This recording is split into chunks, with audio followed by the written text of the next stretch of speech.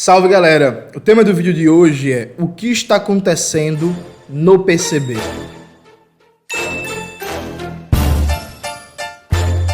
Camaradas, veja, o vídeo de hoje eu não gostaria de estar gravando, mas é uma necessidade objetiva. Nos últimos dias apareceu a público para todo mundo uma crise no Partido Comunista Brasileiro, a organização da qual eu milito vai fazer 10 anos agora, na virada, no começo de novembro. E aí eu quero nesse vídeo explicar em detalhes o que está acontecendo. Acho que a primeira coisa a gente precisa ter uma mirada histórica ainda que rápida. Veja, o PCB sofreu, como vários partidos comunistas do mundo, uma tentativa de acabar com o partido, um liquidacionismo. O que é liquidacionismo? É a ideia de que o PCB deveria deixar de ser um partido comunista orientado pelo marxismo, com o objetivo estratégico de organizar a classe trabalhadora para uma revolução socialista e guiado desde uma perspectiva de organização interna pelos princípios do centralismo democrático e do marxismo-leninismo. O PCB conseguiu sobreviver, foi um feito incrível, só que objetivamente, desde o racha que gerou o PPS, né, o partido muito mais sobreviveu. O PCB deixou de ser o partido por excelência da classe trabalhadora. A maioria da classe trabalhadora, da juventude, dos movimentos negros, feministas, ambientais, LGBTs e tal, não estava organizado em torno do PCB. Na prática, desde o liquidacionismo até o começo dos anos 2000, o partido fundamentalmente sobreviveu. É isso, a geração que conseguiu cumprir essa tarefa e cumpriu muito bem, diga-se de passagem, conseguiu garantir a sobrevivência do partido, mas com inserção de massas baixíssima. Não é que não existisse, existia.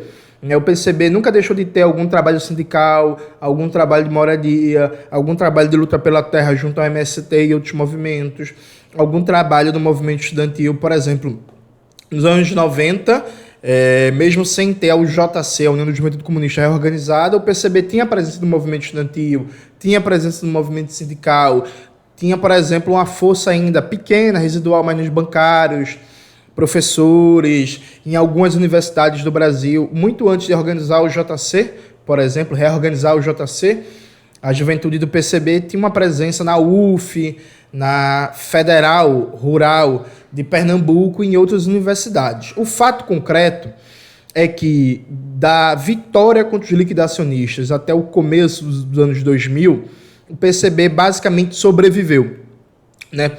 E aí foi um momento histórico de que a base do PCB era composta majoritariamente de comunistas das antigas que decidiram se manter no partido, muitos deles, inclusive líderes sindicais muito importantes na sua época, só que perderam base, estavam aposentados, era outra época, a CUT dominou tudo, a força sindical por outro lado, em menor medida a CTB, então muitos comunistas históricos, e conseguiu se agregar funcionários públicos de melhor salário e formação teórica, bagagem cultural e basicamente professores universitários, né? Estratos da pequena burguesia. Tanto era assim que quem tem mais tempo de rodagem vai lembrar que o PCB era conhecido como o partido das boas análises de conjuntura. Tem quadros muito bons para dar formação, para fazer análise de conjuntura, mas com baixíssima incidência na luta de classes. Isso começou a mudar por uma conjunção de vários fatores. Acho que o primeiro fator, o próprio partido começou a fazer um balanço mais duro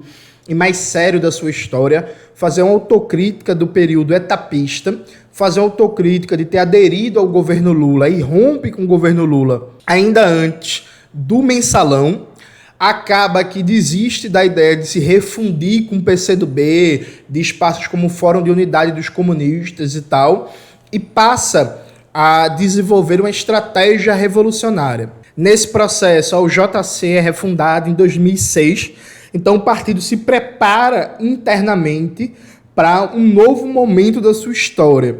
E nesse processo vem a crise capitalista de 2008. Assim, a crise burguesa acelerou renovação das esquerdas, mudanças organizativas na classe trabalhadora, surgimento de novas organizações, crises políticas nacionais em vários países do mundo e deu um certo impulso à esquerda. no Brasil, como aconteceu inclusive em várias e várias partes do capitalismo global. Então o PCB entra, a partir de 2010, já numa nova fase em que começa a ter um crescimento mais significativo, ainda que esse crescimento se dê majoritariamente ainda dentro da franja que ele tem contato, né? Então, um crescimento muito mais em funcionários públicos, professores, assistentes sociais, juventude, mas já começa a ter uma repercussão. E nesse processo começa a explodir uma contradição no partido, junto com o crescimento, que é uma contradição entre basicamente duas almas do partido que foram fundamentais no processo de manutenção do PCB e luta contra o liquidacionismo. Você tem os comunistas históricos que vieram ou do PCB, que tinham rompido e voltaram, ou vieram até de outras organizações, como MR8, e aderiram ao PCB. Então a galera da velha guarda mesmo, assim, os comunistas formados num debate marxista-leninista, de organizações revolucionárias, falando em revolução e ditadura do proletariado, muito ligados à perspectiva de internacionalismo no século XX, como se expressou naquele momento, e comunistas de origem acadêmica, né? Professores universitários marxistas, muito influenciados pela dinâmica do marxismo produzido na universidade. O PCB, durante muitos anos, viveu uma contradição que era muito engraçada, que é assim: nos documentos partidários, partido marxista-leninista, herdeiro da cultura política da Terceira Internacional, tem um balanço positivo das experiências socialistas do século XX, reivindica Marx, Engels e Lenin como pilares da Constituição Revolucionária, apoia as Farc na Colômbia, apoia Cuba, tem uma solidariedade incondicional com Cuba, uma perspectiva de unidade latino-americana muito importante, e o marxismo acadêmico meio que não gosta do marxismo-leninismo, não gosta da ditadura do proletariado, tem horror à história da União Soviética, não gosta de Mao Zedong, não gosta de Stalin, nem sabe quem é Tomei Sankara, nem debatia Amílcar Cabral, Samora Machel, um marxismo muito preso às referências europeias, né? Referências europeias, inclusive acadêmicas. Isso convivia mais ou menos bem, inclusive o PCB tirava muito da sua visibilidade e prestígio da própria presença de acadêmicos. Efetivamente era o partido que conseguia congregar boa parte, se não a maioria, inclusive, dos marxistas do mundo universitário brasileiro.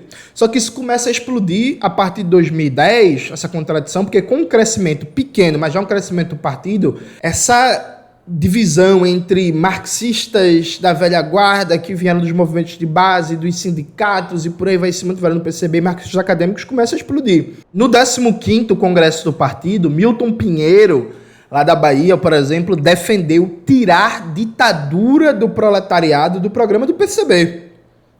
E aí, galera, eu não vou aqui fazer um debate histórico longo sobre a experiência eurocomunista na Europa, né? Mas assim, todo mundo que acompanha esse debate sabe que, por exemplo, o eurocomunismo, essa tendência reformista no movimento comunista, uma das suas principais bandeiras de combate era abandonar o termo ditadura do proletariado, né? Acabar com ela, abandonar ela. Tem, inclusive, o clássico e famoso debate do Louis Althusser defendendo a ditadura do proletariado no âmbito do PFC, do Partido Comunista Francês, e o Nikos Poulantzas defendendo abandonar o conceito de ditadura do proletariado, o que está muito bem expresso no seu livro O Estado, o Poder e o Socialismo. O Milton Pinheiro defendeu no Congresso do PCB de 2014, 15º Congresso, abandonar o conceito de ditadura do proletariado. Qual foi o argumento? O argumento é que a gente não pode colocar isso nas resoluções por questões de segurança. Mas veja, é um argumento falso, porque desde a perspectiva jurídica do Estado burguês, a revolução também é ilegal. Dizer que colocar a ditadura do proletariado nos documentos do partido vai atrair a perseguição da justiça burguesa. Mas veja, para a justiça burguesa, a revolução é ilegal, porque ela abola o Estado democrático de direito burguês. Então, assim, não é isso que vai fazer com que o partido seja perseguido, seja colocado na ilegalidade. Isso não faz sentido. Se a gente aceitar esse argumento de retirar a ditadura do proletariado por segurança, a gente tem que aceitar também tirar referência à revolução, percebe? Por segurança. Porque frente ao Estado burguês, tanto a ditadura do proletariado quanto a Revolução Socialista são ilegais, percebe? Isso foi derrotado no Congresso de 2014. Aí o PCB vai ter uma conferência em 2016. Nessa conferência de 2016, o Mauriazi, junto com a Sofia Manzano, propõe retirar marxismo-leninismo das resoluções do PCB. Atenção, gente, você que está acompanhando esse debate, você que é militante do complexo partidário, você está ouvindo muitas histórias, muita mentira, muita boataria, mas pergunte a todo mundo. Peça a galera, questione, é verdade ou não é que na conferência do partido de 2016, a Sofia Manzano e o Mauriazi proporam tirar marxismo-leninismo das resoluções do PCB. E atenção, isso dado é muito importante, isso foi aprovado, viu, gente, na conferência. Só que a conferência, na estrutura do PCB, não tem o mesmo peso que o Congresso. As deliberações da conferência podem ser mudadas por maioria qualificada do CC.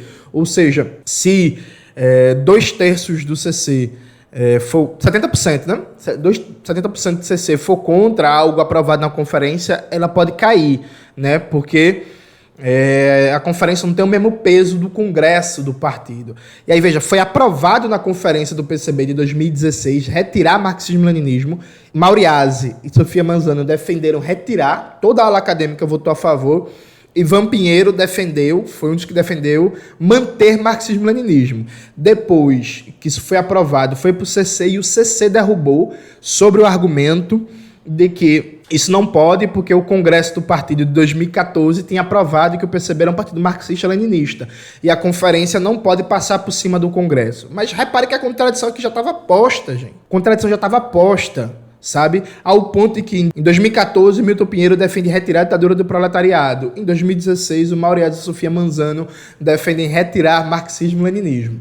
Nesse meio tempo, o que é que acontece? O JC começa a crescer muito. Depois de junho de 2013, o JC começa a crescer de maneira significativa. E aí já tem uma primeira leva de militantes formados no JC, que são incorporados para o partido e que começam a ter algumas posições de direção. E a partir de 2013, né, se acelera esse processo. Eu, por exemplo, sou dessa época, né? Eu me organizo na UJC depois de junho de 2013.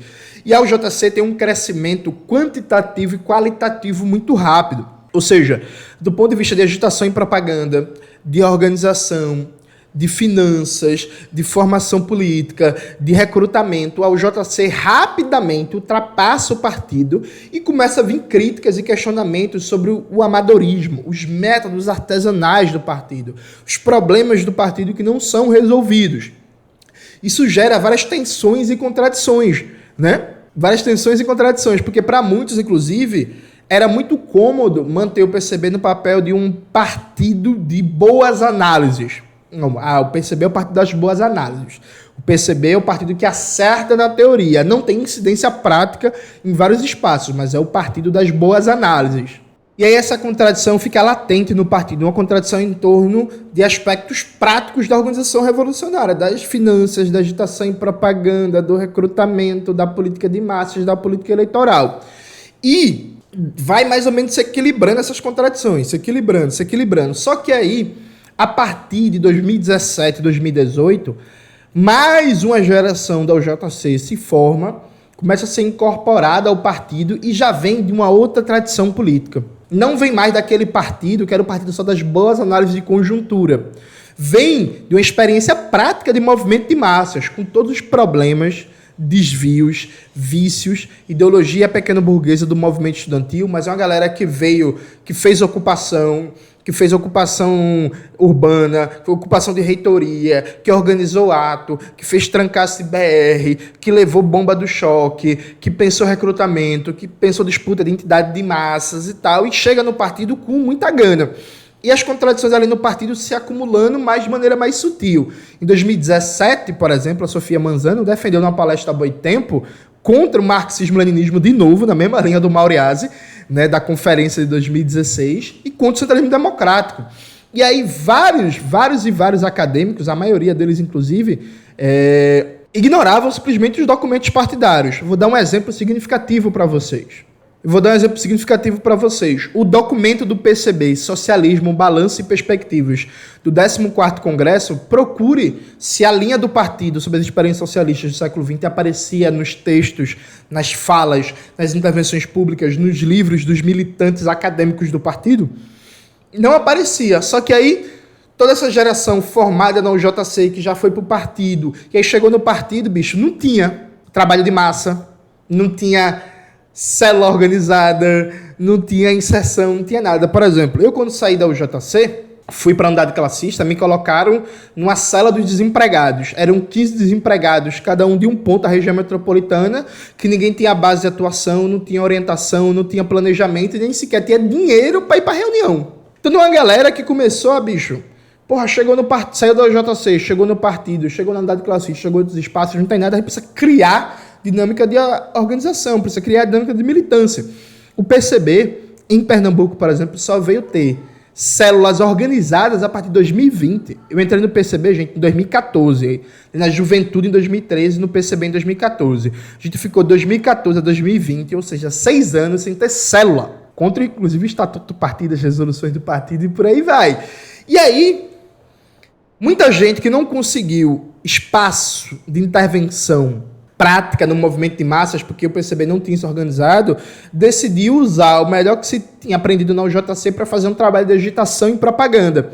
Aí começa a pipocar os aparelhos de agitação e propaganda da nova geração de militantes. Revolution, Meu Canal, Lavra a Palavra, depois o canal de outros militantes que acabaram que já saíram do partido, e aí você tem as editoras que começam a surgir, classe esquerda, enfim, você tem um complexo de aparelhos de agitação e propaganda e de produção intelectual por fora da universidade e ligados ao PCB, que faz muito sucesso e ajuda, junto com o trabalho de massas dos coletivos partidários, principalmente da UJC, mas não só, e com algum trabalho do partido, a dar um boom de crescimento no PCB. O PCB vinha crescendo de 2010 até 2013. Em 2013, o crescimento se acelera na juventude, e aí a partir de 2018, e aí tem um contexto também de golpe, de governo Bolsonaro, de governo de extrema-direita, de discursos burgueses e fascistoides abertos, o partido dá um boom de crescimento. Dá um boom de crescimento gigantesco. E aí, veja, um boom de crescimento que, inclusive, muda a composição social do partido. Porque começa a vir para o partido muita gente da classe trabalhadora, muita gente negra, muita gente de origem pobre, muita gente que é o primeiro da família a fazer universidade, muita gente, inclusive, que nem tem universidade. Começa a vir para o partido, começa a se organizar, começa a se formar enquanto dirigente, percebe? Então, por exemplo, o perfil de quem ascendia a posição de dirigente intermediário, tanto na UJC, no Ana Montenegro, no Minervino de Oliveira, no LGBT comunista, na unidade classista, no PCB, começa a mudar. E veja, não é a crise geracional, é uma mudança de composição social do partido, uma mudança de perspectiva, de marxismo. Deixou de ser, basicamente, militantes que entravam no PCB a partir do serviço social influenciados pela obra do Mauriase e do Zé Paulo Neto. Tá ligado? Mudou os referenciais teóricos, mudou. Meu irmão, quando eu entrei no partido, ninguém falava de Clóvis Moura, por exemplo, e Lélia Gonzalez. Hoje em dia, você pega 100 militantes da UJC, eu aposto com você que no mínimo 50 já ouviram falar o nome de Clóvis Moura. Você pega hoje o grosso da militância do partido, a proposta do Mauriás e da Sofia Manzano em 2016, de tirar marxismo-leninismo e ser só um partido marxista, e o referencial do Mauriás é o Partido Comunista do Chile, isso não passa mais hoje. Isso não passa. E aí, por muito tempo, essa contradição entre uma nova leva de militantes de origem social diferente, de classe social diferente, com outra perspectiva marxista, com experiência de movimento de massas, debatendo muito organização, debatendo muito finanças, tendo muita agitação e propaganda e tal, isso apareceu maquiada com a contradição entre stalinismo e não stalinismo, mas foi uma maneira falsa de colocar o tema, tá ligado? Não era essa a questão, nunca foi essa a questão. O que você teve foi uma mudança nas bases do partido, mudança na concepção de marxismo do partido e uma descentralização do locus de produção do conhecimento do partido, que deixou de ser a universidade burguesa, porque sim, gente, a universidade é burguesa, viu? Ela está em disputa, a gente defende contra a privatização, a gente defende contra os ataques, mas a universidade é burguesa. Deixou de ser a universidade e passou a ser um complexo de agitação e propaganda tocado por militantes do partido, ainda que não centralizado.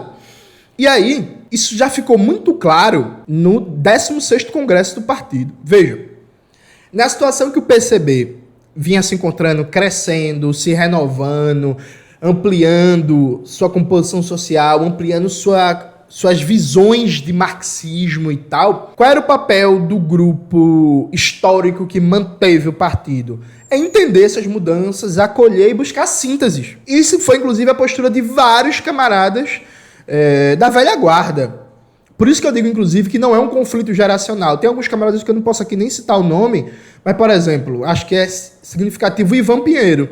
Eu lembro a primeira vez que o Ivan Pinheiro veio conversar comigo, o Ivan Pinheiro falou assim, rapaz, não conhecia você, me indicaram os seus vídeos, muito bom esse vídeo seu sobre o que é marxismo-leninismo, é importante a gente debater isso para o conjunto da população, isso não pode ser só tema de seminário acadêmico, você fala muito bem, é muito carismático, é engraçado, né? Faz piadinha, isso é bom, que deixa o conteúdo leve. Ivan Pinheiro, quando ele viu meu vídeo sobre marxismo-leninismo, que acho que foi o primeiro contato que ele teve com o conteúdo meu, ele não achou ruim, ele achou, pô, que massa! Que várias pessoas estão tendo acesso a esse debate, que a gente está conseguindo usar os meios modernos de comunicação, tá ligado? Por isso que não é um conflito geracional, é um conflito de perspectiva teórica, de mudança de mentalidade, de cultura política, de base social. Quem me atacou muito em 2020, 2021, 2019, falando que o youtuber, na verdade estava reclamando de eu falar de marxismo-leninismo, só que não podia dizer isso abertamente. Tá ligado? Essa que era a questão. A questão não é ser youtuber, nem o suposto stalinismo.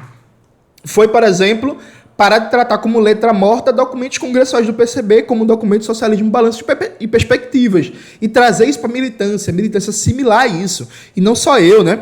Uma porrada de gente. E aí, o medo do debate da maioria do Comitê Central do PCB já ficou claro na boca do 16º Congresso, fechar as tribunas de debate. E aqui é importante, gente, porque tem muita mentira circulando. Tem um camarada aí, que é de Pernambuco, mas tá no Piauí, que tá divulgando muita mentira, dizendo assim, as tribunas de debate por um tempo foram abertas, mas aí o Congresso foi suspenso por causa da pandemia, foi adiado, melhor dizendo, por causa da pandemia, o que é verdade 2 vezes. E aí quando as tribunas de debate reabriram com um tempo muito grande depois, você já tinha tirado os delegados, o que é verdade, e já tinha se passado mais de 1 ano e tinha entrado muita gente no partido, o que é verdade. Então, para não fazer uma nova etapa congressual, de congresso estadual, municipal, o que eu acho que deveria se fazer, inclusive eu defendi isso aqui em Pernambuco, gente. Era para ter acontecido uma nova etapa de célula, uma nova etapa estadual, era isso que eu defendia. Mas não foi aprovado, tranquilo. Quando as tribunas de debate foram reabertas, elas foram fechadas só para delegados, mas preste atenção aqui na gravidade disso. Foram fechadas só para delegados, não só escrita, como a leitura, o recebimento. O recebimento. Então, assim, você era militante do PCB há mais de 1 ano, você não foi eleito delegado na etapa estadual do Congresso, que foi feita há muito tempo atrás, e aí depois foi adiada a etapa nacional por causa da pandemia, e você não podia ler as tribunas de debate. O que a gente brigou, inclusive eu escrevi na tribuna de debates, um bocado de gente escreveu, a gente inclusive reclamou no Congresso. No Congresso foi feita a proposta, e eu já vou falar disso, de mandar todas as tribunas de debate para a militância, tentou se aprovar isso no Congresso. O debate que a gente fez foi assim, meu irmão, beleza, vocês não querem que os militantes que não são delegados escrevam para a tribuna de debate, mas eles precisam no mínimo receber, porque é absurdo, a pessoa está no partido há mais de 1 ano, está rolando um debate congressual, e a pessoa não recebe a tribuna de debate, ela não sabe o que está rolando. E aí, veja, se criou situações esdrúxulas, bizarras, por decisão da maioria do Comitê Central, que quis cercear o debate, que é assim, tem uma célula do partido, essa célula do partido tem 10 pessoas, aí 2 são delegadas, o resto não. Essas pessoas que são delegadas, elas não podem divulgar a tribuna de debates que receberam nas suas células, nem comentar na reunião. Então você é delegado, você recebeu a tribuna de debates, você está lendo tudo que está acompanhando. Formalmente, você não podia comentar na sua célula o que rolou, o que estava se debatendo. Quais foram as tribunas que chegaram na semana, percebe? O quão esdrúxulo foi isso? E aí, veja, fomos para o Congresso. Há um discurso que é, tem uma minoria que perdeu o Congresso e que agora quer ganhar no tapetão e tal. O Mauriazi divulgou um texto, inclusive um texto com privilégio, né? Porque o Mauriazi escreveu um texto que foi circulado para a militância de todo o Brasil. Então, assim, você que é militante do PCB, se você escrever um texto agora, ele pode circular para todo o Brasil? Ou só pode o texto do Mauriazi? Mas tudo bem. Aí o Maureasi repercute esse discurso. Veja, gente, isso é falso. Qual é o fundamento desse discurso? No começo do Congresso, um camarada propôs uma proposta, inclusive, muito boa, que é as atas do Congresso serem socializadas com toda a militância do partido, que são as atas do Congresso, gente. Você tem os grupos de trabalho no Congresso, né? E lá tem um debate das pré-teses, debate das teses e tal. Você vai debate. O que desce para a militância são suas resoluções finais. Depois de todo o acúmulo dos grupos de trabalho, você tem uma comissão final de sistematização que desce só as teses finais. A proposta do camarada foi que se fizesse atas de cada GT e essas atas descessem também para a militância junto com as resoluções finais, sobre o argumento de que é importante a militância entender o debate. Então, sei lá, você tem uma resolução congressual que está falando sobre política internacional, sobre internacionalismo proletário. Não só descer as resoluções, mas descer o que foi debatido no grupo 1, no grupo 2, no grupo 3, no grupo 4, no grupo 5, no grupo 6 e na plenária final. Para a militância entender o processo até chegar a essa síntese. Isso não foi aprovado sobre o argumento muito falho de segurança. Mas veja, gente, o que se implica na segurança do partido descer para a militância as atas do Congresso que estão debatendo configuração das classes sociais no Brasil, caracterização do imperialismo, mediações táticas, finanças, agitação e propaganda, cultura, questão racial, sabe? E assim, se tiver algum debate que seja sensível do ponto de vista de segurança, sei lá, se alguém em algum grupo de trabalho, em algum GT, resolveu debater luta armada, é só depois da sistematização retirar isso. Ou então, se for um problema de segurança, o nome das pessoas de cada grupo de trabalho é só colocar pseudônimos, ou só colocar militante A, militante B, militante C, só para a militância acompanhar o debate. E aí, veja, gente, não sei se vocês se ligaram, mas boa parte do material que a gente estuda do Partido Bolchevique são atas do Congresso. E eles publicavam as atas do Congresso, gente. Vivendo a ditadura czarista, ultra-repressiva, persecutória, e prendia militante, matava e torturava, e o partido era ilegal, e eles publicavam as atas. Claro, colocavam os nomes com pseudônimo. Claro, tiravam os temas sensíveis em relação à luta armada, à insurreição armada e tal. Mas, gente, veja, publicar as atas, gente. É importante destacar que esse congresso do PCB foi a primeira vez na história do partido que as tribunas de debate não foram abertas para toda a militância ler. A primeira vez na história do partido. Gente, durante a ditadura empresarial militar, o congresso do PCB teve tribunas de debate aberto para toda a militância. Vocês entendem isso? Esse congresso foi a primeira vez que não delegados não puderam ler as tribunas. A primeira vez na história do partido, que já é um sintoma muito grave. Quando chegou no congresso do partido, tem esse discurso que há uma minoria que perdeu o congresso. Isso é verdade? Vamos lá. Foi proposta, vamos chamar de ala esquerda, só para visualizar. Foi proposta da ala esquerda a criação de um boletim interno para circulação de informes e de debates do PCB. Porque hoje, por exemplo, o PCB não tem nenhum mecanismo de socialização de experiências e de informes internos. Então, se uma célula de cultura do Rio de Janeiro está fazendo um trabalho massa, ninguém tem como saber por canais oficiais do partido. Se em Florianópolis está se fazendo um trabalho de moradia massa, não tem como saber pelos canais oficiais do partido. Não tem como ter um debate permanente dentro do PCB sobre o que a gente precisa ajustar, que experiência está boa, o que a gente precisa avançar e por aí vai. Isso foi proposta da ala esquerda e foi aprovada. Boletim interno para socialização de informes e debates. Isso não foi aplicado até agora, e a gente vai chegar lá, mas isso não foi aplicado, isso foi aprovado, gente. Você que é militante do PCB, questione porque isso não foi aplicado até agora e não existe desculpa de eleição não, viu, gente? Porque daí, depois que acabou o 16º Congresso do partido, a gente teve mais de 6 meses antes de entrar na eleição e a eleição acabou há mais de 6 meses. Então, assim, tem mais de um ano sem processo eleitoral, sabe?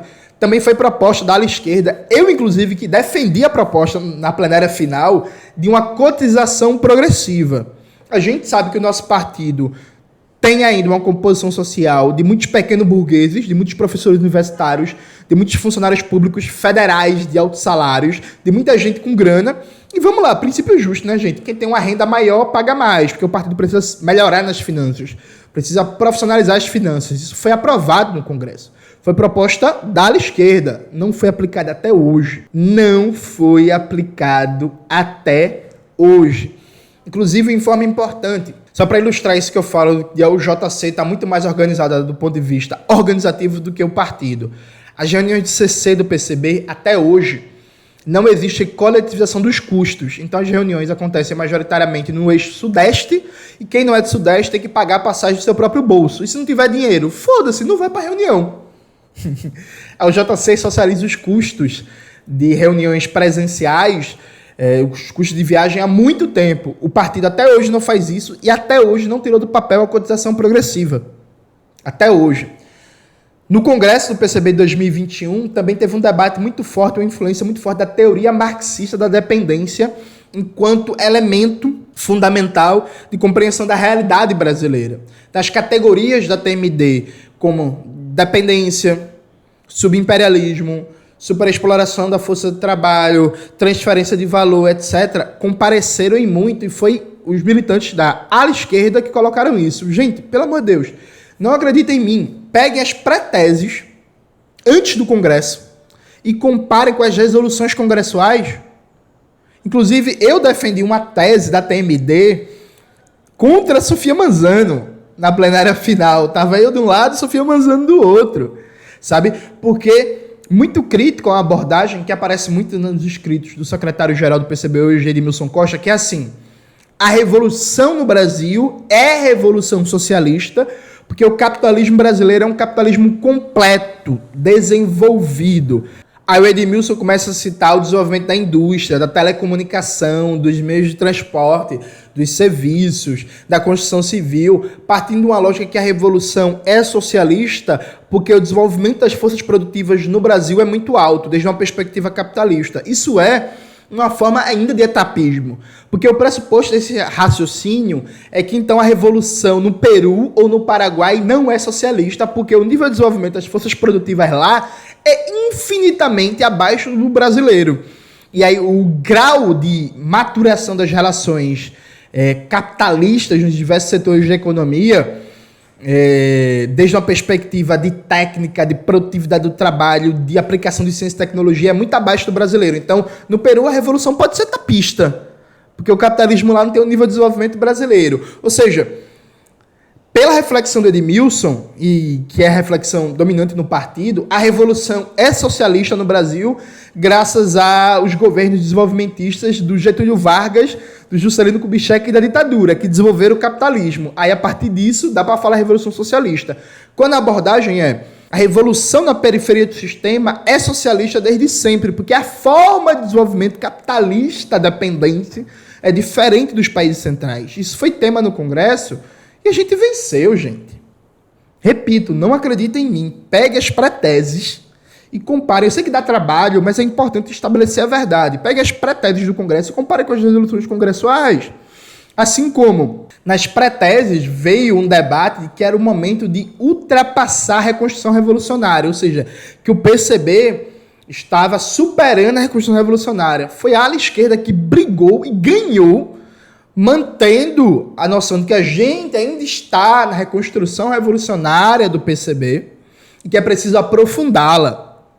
Quem estava lá no Congresso do partido, na plenária final, lembra disso, gente. A gente venceu isso, sabe? Assim como várias e várias pessoas, já no Congresso do partido, agitavam o fantasma de que a UJC estava se rebelando contra o partido, que a UJC queria ser maior que o partido e queriam acabar com a autonomia relativa dos coletivos partidários.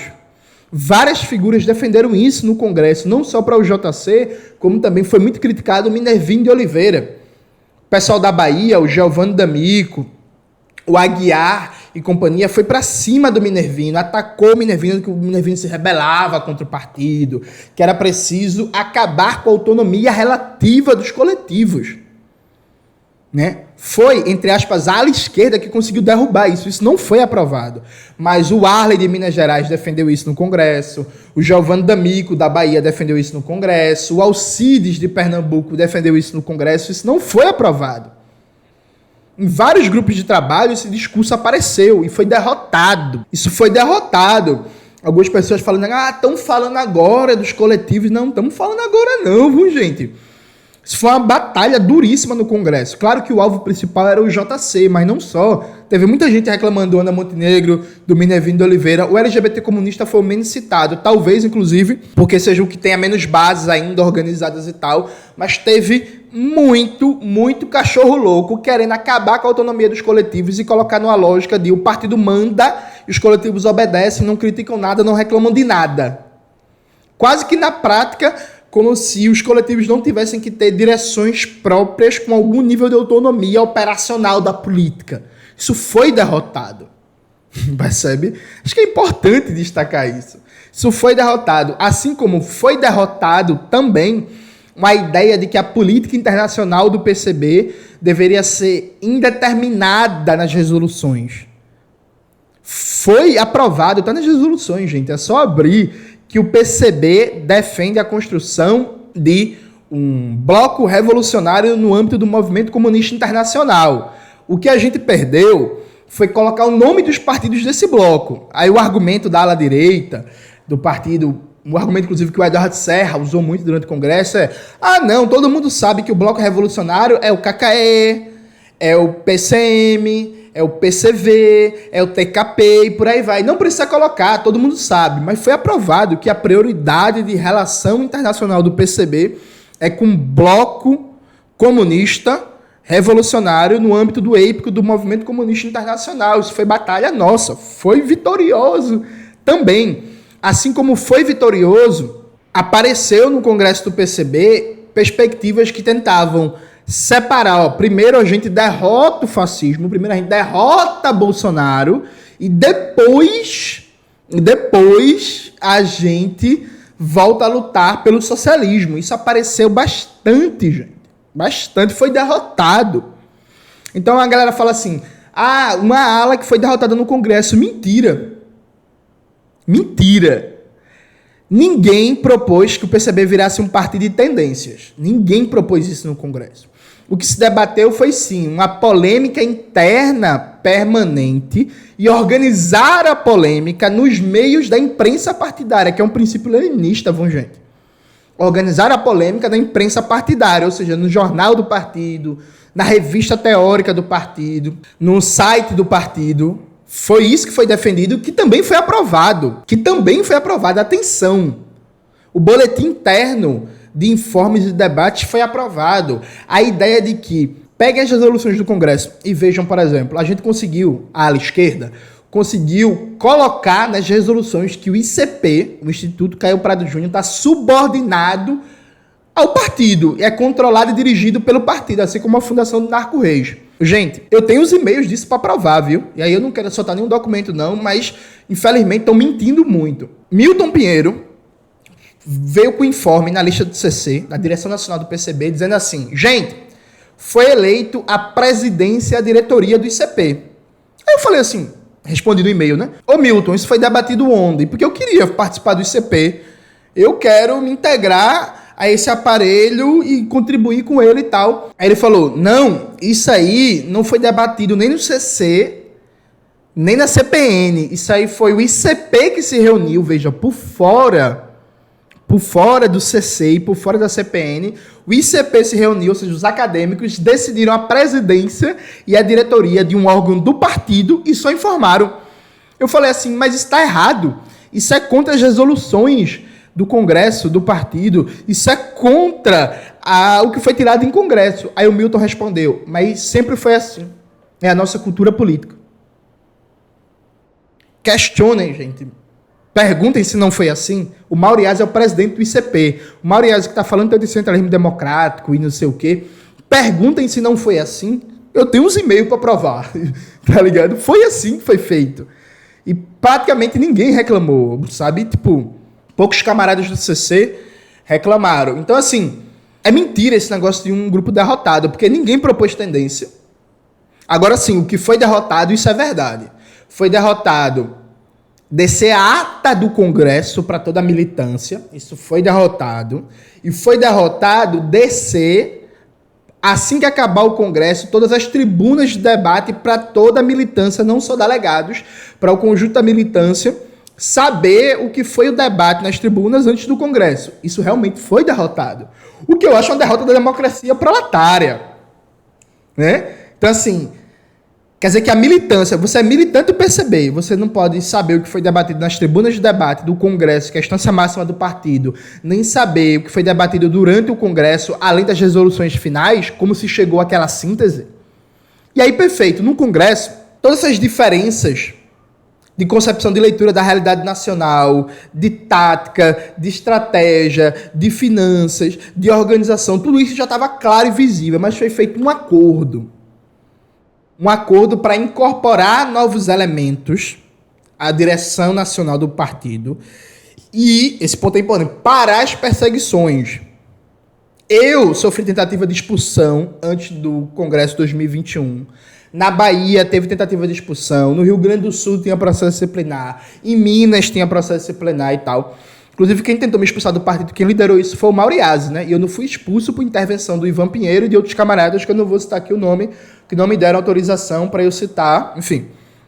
E aí, veja, foi feito um acordo para parar as expulsões, parar as perseguições e fazer o trabalho interno positivo. Já estava claro as diferenças, já estava claro as contradições, já estava claro, inclusive, as divergências de concepção do partido, de concepção do internacionalismo proletário, de concepção de revolução brasileira, de concepção da relação coletivos e partidos. Só que aí foi feito um acordo na ideia de que, temos divergências, essas divergências vão ser tratadas internamente, no debate teórico, na luta ideológica internamente e preservando o trabalho positivo. Só que o que foi que aconteceu, gente? Primeiro, as deliberações do Congresso foram boicotadas. Como eu falei, o boletim interno de informação com socialização de repasses e debates nunca foi implementado. Nunca foi implementada a cotização progressiva. A política internacional começou a ser modificada. E aí eu nem vou repetir muito esse argumento da política internacional. Basta ler o texto do camarada Ivan Pinheiro sobre a chamada Plataforma Mundial Anti-Imperialista, publicado na revista Ópera. Na política interna, começou-se a ter mudanças importantes. Então, por exemplo, em 2022, durante a eleição, a candidata do PCB, Sofia Manzano, assinou a carta para os brasileiros e brasileiras em defesa da democracia, do povo do lado do Largo de São Francisco, do direito, da USP, um documento liberal que fazia um enfrentamento liberal ao Bolsonaro. E a candidatura do PCB assinou aquilo ali. A gente foi contra, fez o debate, isso não cabe nas nossas resoluções, isso não cabe na nossa política, mas vamos lá, assinou e tal. Na luta contra Bolsonaro, por exemplo, se apostou muito na tática do impeachment, na tática institucional, não se agitou a palavra de ordem da greve geral, se criou uma política, e aí, gente, é verdade ou é mentira que o PCB o PCB participa de todas as frentes, de todos os espaços, nunca desceu uma orientação para a militância, caracterizando aquele espaço, seus limites, suas possibilidades, sua contradição, sua composição de classe, nada. Começou uma política de o PCB tá em tudo, o PCB aparece em tudo, o PCB pela democracia.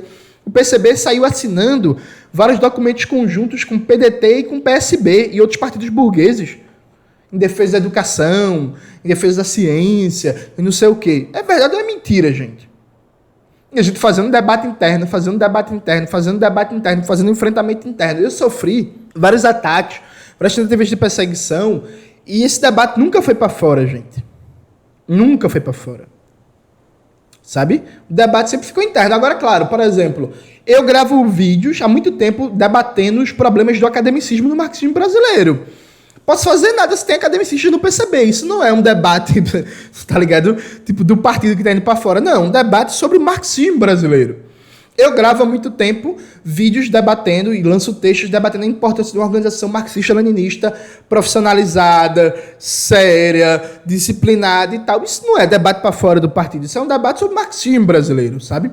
Nenhum debate nunca foi para fora, nenhuma informação nunca foi vazada, tudo sempre foi interno, fazendo debate e fazendo enfrentamento. Só que foi o que aconteceu. ao final do processo eleitoral, gente, aquele acordo do Congresso de 2021 de fazer a disputa interna, de fazer o debate interno, de deixar que a militância das divergências que existem, ele foi rompido e se voltou até a perseguição. O Leonardo Godin foi vítima de perseguição em Minas Gerais, dentre outras coisas. Veja, eu não quero nem fazer um debate extenso do processo do Godin, do PD do Godin, mas tem lá, gente, isso é verdade. A galera foi questionar ele, a comissão disciplinar, se ele estava lendo e divulgando para a militância o livro Centralismo Democrático de Lênin, do Lavra Palavra. Tipo assim, postura de inquisição, index, proibindo a militância de ler, sabe? E aí começou a política de perseguição aberta em Minas Gerais, recomeçou, aliás, em Minas Gerais, no Rio Grande do Sul, em São Paulo, sabe? Vários processos disciplinares foram reabertos, inclusive, e aqui, gente, esse ponto é importante, veja, quando eu recebi a minha primeira ameaça de processo disciplinar, foi porque eu critiquei a ausência de política de segurança do CC no espaço do CR. Aí veio uma comissão falar comigo, e eu questionei a comissão, onde nas resoluções do PCB e no estatuto do partido é proibido criticar o CC no CR. Onde? Aí vieram com um papo de, é cultura política, cultura política não, meu amigo. Cultura política do partido é as resoluções tiradas em congresso e é o estatuto do partido. Percebe? E aí eu fui ameaçado de processo disciplinar. E aí começou-se uma série de perseguições. Gente, veja, eu venho só fazendo um papel de porta-voz público de uma série de camaradas perseguidos, expulsos e ameaçados de expulsão. Veja, quem rompeu a unidade foi a maioria do Comitê Central e a CPN, que negou o debate interno. Porque esse caso da Plataforma Mundial Anti-Imperialista, quando ele estourou, veja, gente, não se estourou, que é uma violação das resoluções congressuais e a violação da própria reunião do CC, um camarada, que é da direção nacional, já tinha mandado um e-mail, antes do texto do Ivan Pinheiro sair, já tinha mandado um e-mail, fazia 20 dias, assim, camaradas, Eduardo Serra violou a decisão do CC, estava nesse espaço e tal, eu quero uma explicação da CPN, que é Eduardo Serra da CPN. O e-mail do camarada, na instância correta, simplesmente não foi respondido, se ignoraram. Eles disseram assim, não, vamos debater na próxima reunião. Mas peraí, então quer dizer que há uma violação flagrante das resoluções congressuais, da deliberação do CC, isso é denunciado no meio correto e a galera paga de doido. Não, vamos debater depois. Não, pô. Tá ligado? Então, tipo assim, quando isso estourou a partir da política externa, da política internacional, isso estourou uma série de contradições. E tem muitas divergências sim, gente. Veja, a gente, os militantes críticos que fazem um debate, defendem há muito tempo profissionalizar as finanças. Pra vocês terem a ideia, não existe repasse mínimo de finanças. Então, eu, membro do CC, durante quase 2 anos, eu não sei qual é a situação de finanças do partido. A Secretaria de Finanças não faz repasse. A gente defende a aplicação da cotização progressiva. Os acadêmicos são contra, boicotam. A gente defende organizar a imprensa partidária de maneira unificada. Pegar todos esses aparelhos, Revolution, Lavra Palavras, editoras, juntar com o ICP, com a Fundação do Narco Reis, fazer um complexo único de agitação e propaganda unificada em meio de fazer finanças para o partido. Os acadêmicos e a ala direita são contra. Eles não querem um complexo de agitação e propaganda unificado, profissionalizado e centralizado, que não só dispute a sociedade na perspectiva da revolução socialista no Brasil, que consiga organizar o proletariado, mas que dê vazão também aos debates, às polêmicas, e as divergências teóricas sem atrapalhar o trabalho positivo na imprensa partidária. A gente é a favor de realmente proletarizar essa organização e ter um trabalho planejado, coeso e disciplinado para se inserir nos setores estratégicos da classe trabalhadora e das periferias e favelas. A galera é contra fazer isso, inclusive. Veja, parece até absurdo, né? Tipo assim, como assim, gente? Como assim, Jones? A galera é contra. Gente, o Eduardo Serra, ano passado, na reunião do CC, falou abertamente que setores estratégicos é a sociedade toda. Então, para Eduardo Serra, não existe diferença, desde uma perspectiva de um partido comunista, de prioridade organizativa, entre organizar operários de uma fábrica e organizar moradores do Complexo do Alemão e organizar, por exemplo, funcionários públicos de melhor salário, sei lá, funcionários do judiciário. Para ele, a sociedade toda é estratégica. Ou seja, não existe prioridade de organizar a classe trabalhadora no geral e o operariado em particular. Sabe? Isso existe. É porque isso normalmente não é falado, porque há uma cultura política, inclusive, de cinismo e de covardia hoje, na maioria da direção nacional do PCB, que não falam as coisas. Mas veja, o Fábio Bezerra, de Minas Gerais, na reunião passada do CC, defendeu a gente disputar espaço na equipe de transição do governo Lula. Sabe, tipo, aí o Mauriazi salta uma carta dizendo assim, não tem divergência. Tem divergência, pô.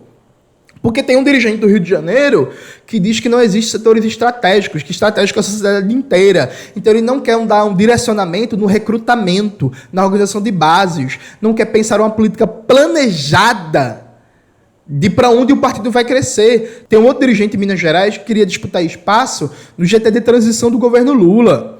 Tem outros dirigentes de São Paulo que são contra o PCB se afirmar oposição de esquerda ao governo Lula. E aí, veja, gente, sem caricatura aqui, não é querer derrubar o governo Lula amanhã, não é se unir com a direita. Não, veja, somos um partido revolucionário, comunista. Você tem um governo social liberal. Por princípio, a gente é oposição de esquerda a um governo social liberal. Tá ligado? A gente é oposição de esquerda. Isso significa não elogiar ou não apoiar alguma medida positiva do governo para a classe trabalhadora? Claro que não, mas a gente é oposição de esquerda. Hoje, a maioria do PCB defende a posição, por exemplo, de que o PCB é independente ao governo Lula, o que é uma fórmula parlamentar que não diz nada, porque se a gente não tem cargos no governo, é claro que a gente é independente, porra. Vocês acham que é coincidência a pouca dedicação do Comitê Central do PCB na luta contra o novo teto de gastos? É não, gente. Tem vários dirigentes do partido, especialmente do Rio e de São Paulo, que falam abertamente que a gente não pode ir para cima com tudo contra as medidas liberais do governo Lula para não desgastar com o resto da esquerda, que a gente tem que esperar, que a esquerda ainda está muito lulista, ou seja, não tem perspectiva de hegemonia proletária, de liderar o enfrentamento, de conseguir arrastar o conjunto das organizações populares, dos movimentos sociais, de apresentar uma alternativa concreta de projeto político revolucionário e popular. Tem concepção de divergência do que é o centralismo democrático. Então, por exemplo, a gente vem debatendo há muito tempo, debateu no Congresso, debateu no CC várias vezes, de que o acúmulo dos coletivos, o partido tem que ser obrigado a assimilar nas campanhas eleitorais. Gente, de novo, aí tem algumas pessoas dizendo assim, ou por desinformação, ou por ouvir falar, mas é sério, pesquisem assim. Atura o governo do estado de Pernambuco. O nosso programa para a questão LGBT foi um dos melhores do Brasil. Isso foi um acúmulo que veio da juventude. Aqui ainda não tem coletivo LGBT comunista organizado. Mas o JC tem um acúmulo muito grande aqui na questão LGBT, particularmente no movimento trans. E aí o programa do partido para 2022, as eleições, assimilou todo esse acúmulo, que foi ignorado. Aí compare, por exemplo, o que foi feito no Rio de Janeiro, sabe? O Minervino de Oliveira, do Rio de Janeiro, um acúmulo do caralho sobre política de segurança pública, desencarceramento, enfrentamento à ideologia da guerra às drogas e tal. Olha o que foi a campanha do Eduardo Serra, o debate tenebroso, racista e reacionário dele sobre segurança pública. Ah, João, você tá falando isso agora. Não, pô. Eu e um bocado de gente vem falando isso no Comitê Central há quase 2 anos. Já teve vários e vários debates no Comitê Central que vinham no sentido de negar a autonomia relativa dos coletivos para enquadrar de maneira burocrática e autoritária e também negando as críticas dos coletivos partidários ao partido. A gente é oposição a isso há muito tempo, tá ligado? É que o debate saiu para fora agora, gente. Perfeito. Porque não tem condição mais de fazer o debate interno, sabe? E aqui a gente entra no último ponto, assim, é surreal dizer que não tem divergência, né? Tem divergência e não é pouca, não. E o vídeo já está com mais de 1 hora, eu poderia falar muito mais sobre vários absurdos que rolaram nesse tempo, nesses 2 anos quase de Comitê Central, e que eu não estou expressando só o que eu penso, não. Estou expressando com o pensamento de vários e vários camaradas. Eu fiz até uma live no meu Instagram que eu falo muito mais de outras divergências, outras questões. Vai estar aparecendo aqui na tela para vocês verem. E aí, veja, gente, quando a gente vem a público é porque não tem mais alternativa. Eu entendo, gente, de verdade, eu entendo do fundo do coração que tá todo mundo, porra, Caralho, o partido está sendo exposto a público, tem muito oportunista atacando, tem muita gente assediando militantes do partido, o partido tá na boca de um bocado de gente e tal. É uma merda, gente. Eu não queria isso não, eu aguentei calado internamente o pão que o diabo amassou. Só que aí eu tive que vir a público porque eu não tive direito à defesa no meu processo. Aí estão mentindo a rodo sobre mim. Meu irmão, teve um camarada, inclusive, que eu considerava um amigo, que lá de Pernambuco tá morando. Que ele foi mentir dizendo que eu pedi pro Comitê Central pagar um aluguel no lugar seguro pra minha mãe. E porque o Comitê Central falou que não tinha dinheiro, eu fiquei puto. Isso é mentira. Isso é mentira. Isso nunca aconteceu. Percebe? Inclusive, gente, quando isso acontecer, peçam. Em que relatoria? Que as relatorias descem pro CR. Em que relatoria isso desceu? Qual foi a reunião do Comitê Central que isso aconteceu? Eu não queria, gente, de forma nenhuma, vir a público. Eu queria continuar fazendo a disputa interna pelos princípios da reconstrução revolucionária do PCB, pelo marxismo-leninismo, pela Revolução Brasileira, como eu sempre fiz. Mas se começou um movimento de ruptura da unidade tocada pela maioria do CC e da CPN, que funcionou como uma fração e começou a querer expulsar todo mundo. Gente, a proposta do Mauriase, aprovada na última reunião do CC, no começo do mês, foi uma comissão de investigação e punição para apurar o fracionismo em torno do ex-secretário-geral Ivan Pinheiro. A ideia dos caras é daqui para outubro expulsar todo mundo. Tem 6 membros do CC que estão na boca de serem expulsos. Tem membros do CRs, das direções estaduais, que estão para ser expulsos. Tem membros de direção dos coletivos que estão para ser expulsos. Gente, eu consigo falar de cabeça o nome de 35 camaradas que estão com processos disciplinares para ser expulsos. Na Bahia, em Minas Gerais, em São Paulo, no Rio Grande do Sul, em outros estados, sabe? Tipo, não é possível que, tem que fazer o debate interno. Gente, vocês que mandaram cartas para o Comitê Central questionando a plataforma mundial anti-imperialista, vocês receberam resposta? Receberam resposta? Vocês que mandaram carta para o Comitê Central questionando o balanço eleitoral de 2022, que foi um balanço eleitoral muito porco, muito eleitoreiro, que não fez um debate político, organizativo, ideológico sério. Vocês receberam resposta? Inclusive, essa maioria do PCB não gosta de fazer balanço eleitoral, né? A gente passou anos com reboquismo eleitoral, o PSOL, e até hoje não tem um documento de balanço disso. Em 2016, a gente apoiou a candidatura do PSOL aqui em Recife, que defendia como mote de campanha Recife, cidade empreendedora. E o mote de Edilson Silva, na época, era defender o Uber. A gente estava nessa chapa. No Rio Grande do Sul, o PCB apoiou a candidatura do PSOL, que defendeu a terceirização durante a campanha. Nunca teve balanço disso. Vocês receberam a resposta, tipo, que espaço interno, gente? Sabe? Tipo, que espaço interno. E aí, qual é a lógica da galera? Age como uma fração, mata o centralismo democrático, mata o debate interno, começa a perseguir, começa a expulsar, intensifica o assédio moral, e aí a gente tem uma escolha, ou tenta resistir, ou desiste do partido e sai. Aí uma galera tentou resistir, aí os caras são fracionistas e gritam, olha o fracionismo, olha o liquidacionismo. O grau de absurdo é tão grande, gente, é tão grande, mas tão grande, que a nota do Edmilson Costa, ele fala, não estão querendo transformar o partido num partido com filiação em massa. Foi o CC passado, antes do Congresso, que no começo de 2021 soltou uma orientação que era para filiar todos os militantes do partido ao TSE, gente. Eu, na época, era do CR de Pernambuco, não era ainda do CC. Eu quebrei o pau no CR de Pernambuco, a maioria do CR de Pernambuco foi contra, inclusive. A maioria do CR de Pernambuco, nessa época, considera essa medida do CC contra o nosso estatuto, contra as nossas resoluções, contra a nossa forma organizativa. Os caras fazem um negócio e depois colocam a responsabilidade do outro, tá ligado? E aí, veja, quando a gente faz o debate que é necessário, parar com as perseguições e expulsões ilegais, suspender e revisar todos os processos disciplinares por motivação de perseguição política. 2, abrir a tribuna de debates. Imediatamente. 3, convocar o 17º Congresso Extraordinário do PCB. E 4, convocar a participação dos coletivos partidários. Aí começou-se um escândalo. Ah, não, mas querem um congresso com não militantes do partido, mas querem um congresso sem militantes do PCB. Primeiro, assim, um desprezo absoluto, né, pelos militantes do coletivo partidário. Aí aqui, gente, vamos lá para um debate objetivo. Vamos lá para um debate sério e qualificado. É verdade ou é mentira? É verdade ou é mentira que em várias células do partido, que em vários estados, o recrutamento para o partido está congelado há mais de um ano? Gente, tem célula em Minas Gerais que não sobe militante dos coletivos partidários há mais de um ano. É verdade ou é mentira? Você que é militante do PCB, você que é militante dos coletivos partidários, é verdade ou é mentira que tem célula que há mais de um ano está proibido novos recrutamentos de coletivos partidários?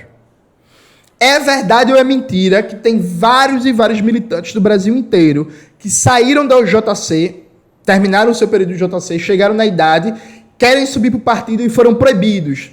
E foram mandados para a unidade classista, foram mandados para o Ana Montenegro, foram mandados para o Minervino. É verdade ou é mentira que tem vários militantes que estão no Minervino de Oliveira, que estão no Ana Montenegro, que estão no LGBT comunista, que tentaram subir para o partido e foram proibidos? Sabia assim, gente? Vamos fazer um debate. É verdade ou é mentira isso? Você conhece ou não conhece vários exemplos disso? Então, quando a gente fala em envolver os coletivos partidários no 17º Congresso Extraordinário do PCB, é porque, primeiro, existe uma política de boicote a novos recrutamentos. O caso do Gaiofato, gente, vai aparecer aqui na tela, inclusive, um print do comentário que o Gaiofato fez no Twitter sobre o desrecrutamento dele. É só vocês ir lá e lerem. É um caso clássico de um cara que estava na UC há muito tempo, tentou muito ir para o partido, depois de muita luta conseguiu e foi tirado do partido. Sabe? É verdade ou é mentira que tem vários estados que os recrutamentos estão congelados?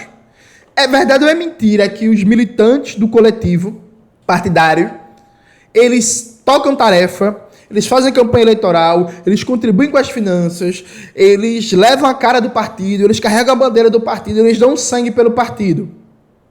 Aí aqui começaram a agitar um fantasma que é assim: Jones quer uma maioria artificial, que cada militante de cada coletivo seja delegado, não sei o que. Veja, eu não falei nem sequer de forma de participação.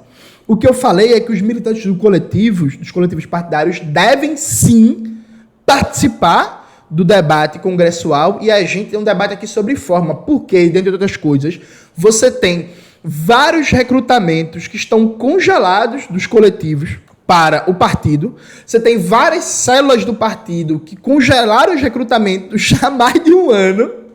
E você tem vários militantes que saíram da UJC, que é o maior coletivo partidário, que mais recruta, que depois, quando saíram da UJC, queriam ir para o partido e não puderam.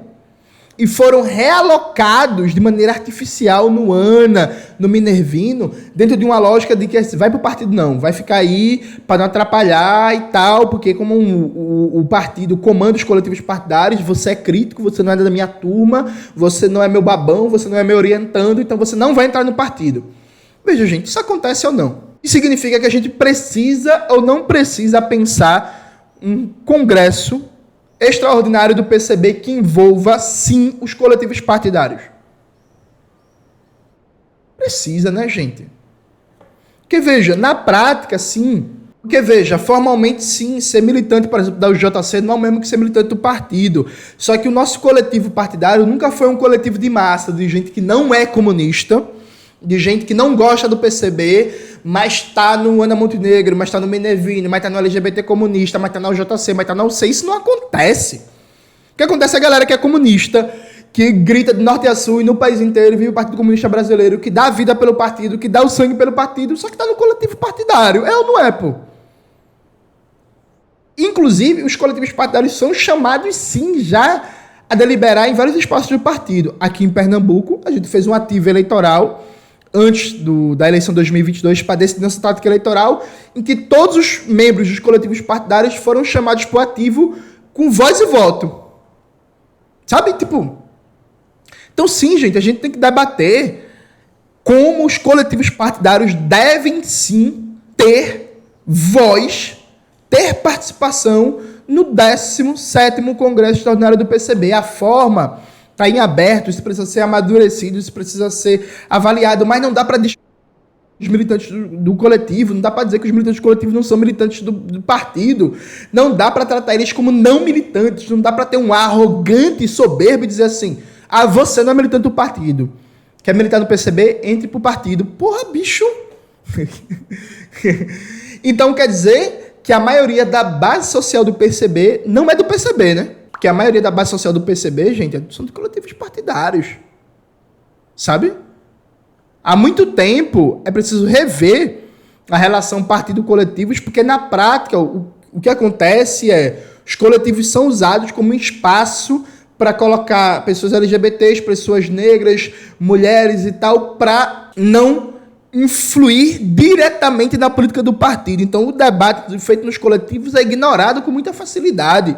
Isso não pode continuar. Não é possível, por exemplo, que o coletivo acumule tanto um debate sobre segurança pública, sobre guerras às drogas, e a gente tem um debate sobre segurança pública que foi feito na Bahia e que foi feito no Rio de Janeiro, por exemplo. Não é possível que os coletivos acumulem tanto e que o Ana Montenegro tenha um acúmulo tão grande sobre feminismo classista e você tenha militantes do partido que chamam denúncias de assédio de identitarismo e defendem o Boaventura de Souza Santos. E vários outros exemplos, sabe? Então estão querendo levantar um espantalho. Quer um congresso sem militantes do... Um congresso bagunçado. Não, a gente quer que parem as perseguições políticas. A gente quer que pare o boicote aos recrutamentos. A gente quer que pare de usar os coletivos como Sibéria de militantes, de impedir os militantes de entrarem no PCB, de impedir os militantes que saem da UJC de irem para o partido. Sabe, a gente quer e tem um reconhecimento prático que hoje, por exemplo, em muitos aspectos, em vários estados, como é o caso de São Paulo, a unidade classista é usada não como espaço para desenvolver a política sindical do partido, mas como um espaço de punição para isolar, para afastar do trabalho de massas, para afastar da influência política, militantes da UJC, do Ana Montenegro, do Minervino de Oliveira, sabe? Então sim, gente, a gente precisa de um 17º Congresso Extraordinário do PCB. A gente precisa debater abertamente as divergências táticas, estratégicas, organizativas, de concepção de marxismo, da relação estratégia e tática, do que é a frente anticapitalista e a frente anti-imperialista, a própria divisão, inclusive, é problemática, sabe? Do que é a nossa política de solidariedade internacional, do que é a relação dos coletivos, do que é a nossa política de finanças. A gente precisa, inclusive, debater o boicote no Congresso passado, sabe? A gente precisa debater o uso do centralismo seletivo. Gente, nessa crise toda do partido, o centralismo seletivo está ficando escancarado. O Mauriase pode escrever uma carta e descer para a militância do Brasil inteiro. Vocês podem fazer isso, ser militantes, seres humanos normais, que não são professores importantes, doutores e catedráticos de uma universidade. Vocês podem fazer isso. Sabe?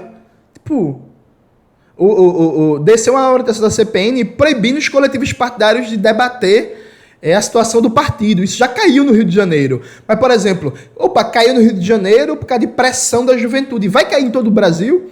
Quer dizer que o militante da UJC do Rio de Janeiro vai poder debater o partido. O militante da UJC dos outros estados vai poder debater, não? Tipo, o que é isso? Sabe, gente? Escancarado o federalismo, tá escancarado o centralismo seletivo. Então, em síntese, né? É até engraçado falar em síntese num vídeo de 1 hora e mais de 20 minutos. Vai ter edição aí depois, vai ficar menor, mas até agora tá dando isso pra mim. Mas em síntese, gente, é isso que tá acontecendo no PCB.